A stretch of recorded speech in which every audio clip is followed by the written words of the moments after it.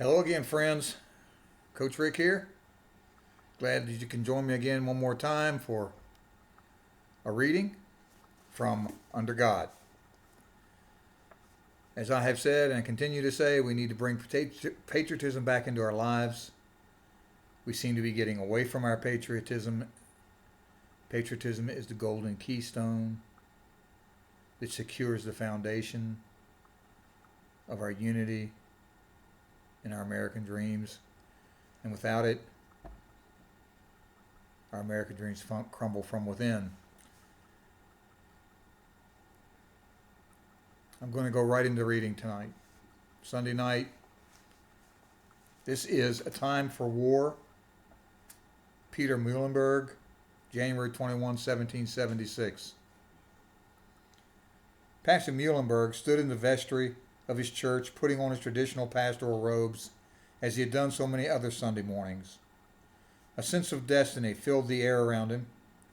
This was the last time he would enter his pulpit, the last time he would open the Bible and share the words of life with his congregation.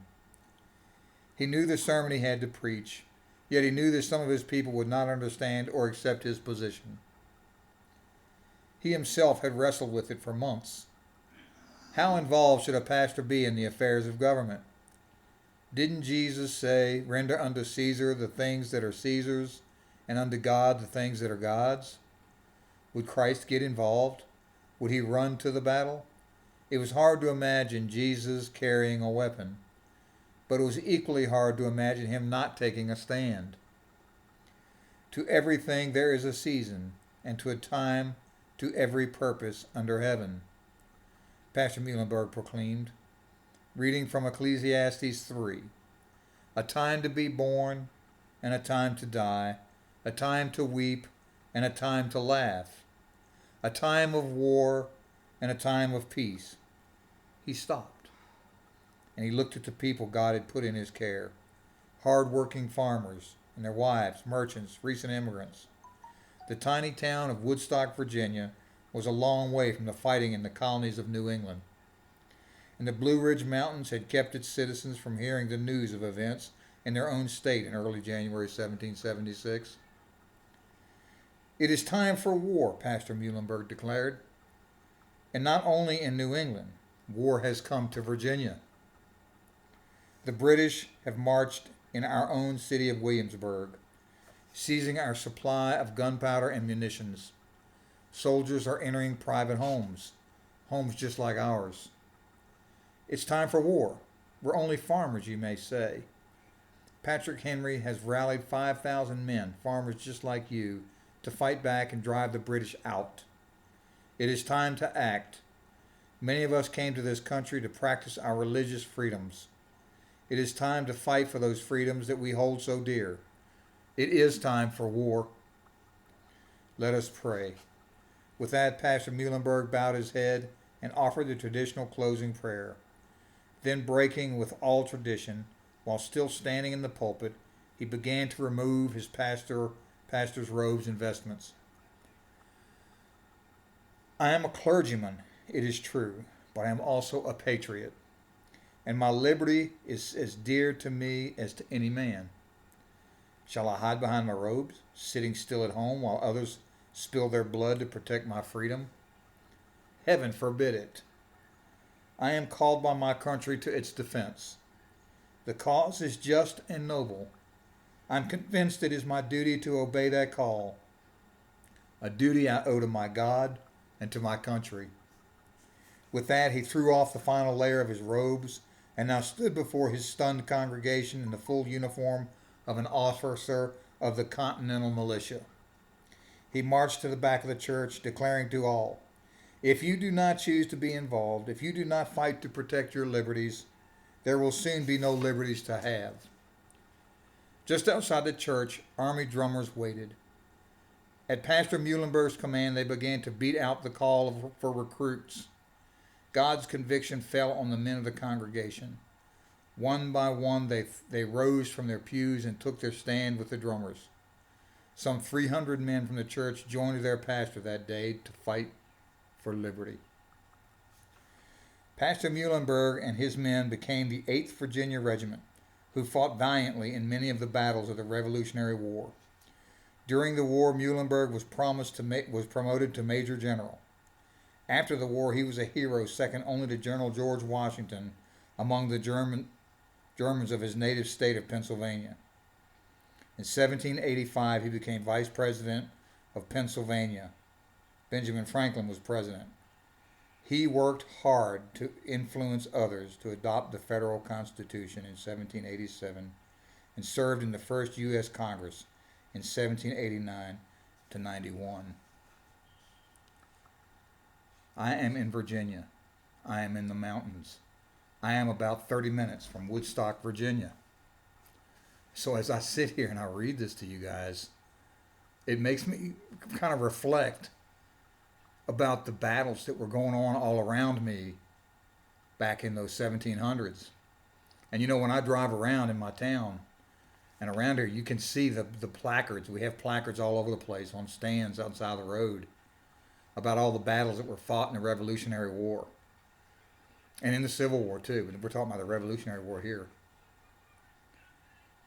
And you have to sit here and think about the things that we cherish so much being in so much peril right now. Because of the lack of patriotism, it seems, that we are losing, it seems, in this time of civil unrest and division promulgated by what seem to be anti-American patriots in our country. I call on you, get a copy of this book and start reading it. Start saying the Pledge of Allegiance to your flag. I pledge allegiance to the flag of the United States of America and to the republic for which it stands, one nation, under God, indivisible, with liberty and justice for all. I hold these truths to be self-evident, that all men are created equal, that we are one nation under God, we are indivisible with liberty and justice for all. And if we don't stand up for these rights, the right to free speech, the right to keep and bear arms, the right of free assembly, the right to practice our religion, we will lose those rights. And we are losing those rights even now.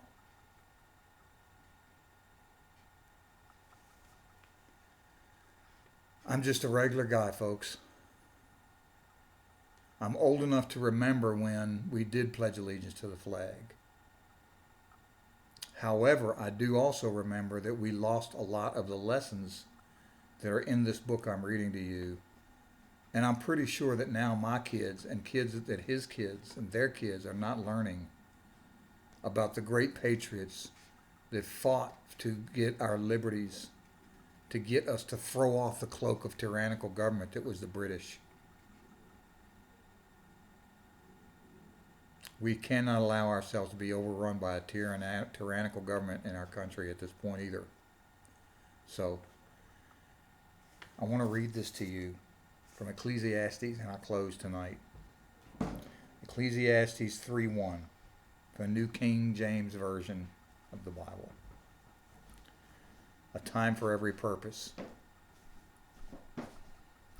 To everything there is a season. A time for every purpose under heaven. A time to be born and a time to die. A time to plant and a time to pluck what is planted. A time to kill and a time to heal. A time to break down and a time to build up. A time to weep and a time to laugh. A time to mourn and a time to laugh. A time to mourn and a time to dance. A time to cast away stones and a time to gather up stones. A time to embrace and a time to refrain from embracing. A time to gain and a time to lose. A time to keep and a time to throw away. a time to tear and a time to sow, a time to keep silence and a time to speak, a time to love and a time to hate, a time of war and a time of peace. What profit has the worker from that in which he labors? I have seen the God-given task with which the sons of men are to be occupied. He has made everything beautiful in its time. Also, he has put eternity in their hearts, except that no one can find out the work that God does from the beginning to end. I'll leave you with that this time. You guys have a great day or no great night, and I'll talk to you tomorrow when I do this again. I love you, and I hope that you are finding value in what we are delivering here. Please spread the word. Good night.